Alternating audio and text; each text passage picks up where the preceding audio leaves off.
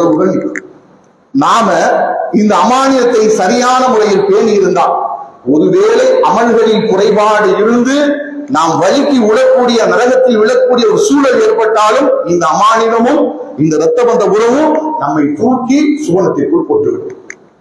ஒருவேளை நாம் அமானித மோசடி செய்திருந்தால், இரத்த பந்த உறவுகளை பேணக்கூடிய விஷயத்திலே, அவருடைய சொத்து விஷயத்திலே, அவர்கள் செய்ய வேண்டிய கடமை விஷயத்திலே அநீதி இழைத்திருந்தால், அநியாயம் செய்திருந்தால், அவர்கள் நம்மால் பாதிப்புக்குள்ளாகி இருந்தால், அது எந்த பாதிப்பாக இருக்கலாம், அவர்களை பற்றி அவதூறு பேசியிருக்கலாம்.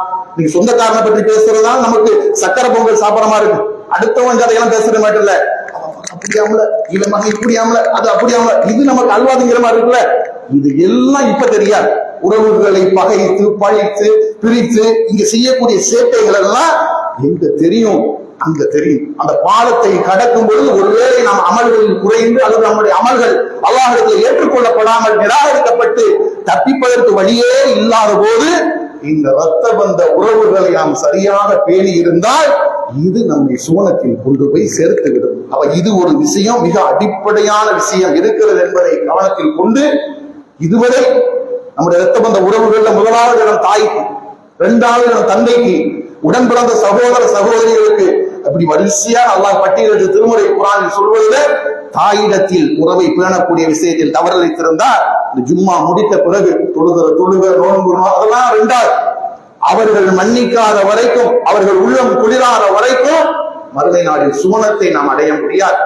நம்முடைய மகள் விஷயத்தில் அநியாயம் செய்திருந்தார், சகோதர சகோதரிகள் விஷயத்தில் அநியாயம் செய்திருந்தார், தகப்பனார் விஷயத்தில் அவருக்கு அதிருப்தியை சம்பாதித்திருந்தார், இந்த ஜும்மாவை தொழுது முடித்துவிட்டு கரங்களை கொடுத்து சலாம் சொல்லி எனக்காக அல்லாஹ்விடத்திலே மன்னிப்பு கேளுங்க, உங்கள் மனம் நோகும்படி நடந்திருந்தா அல்லாஹ்விடத்திலே மன்னிப்பு கேளுங்க, நீங்க மன்னிச்சிருங்க என்று மன்றாடி கேட்கணும்.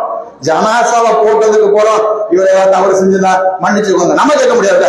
எனக்காக நான் கேட்கிறது தான் உடற்பூர்வமா இருக்கும். எனக்காக இன்னொருத்தர் வந்து கேட்கிறது, இது அந்த அளவுக்கு 100% பியூரிட்டி இருக்காது.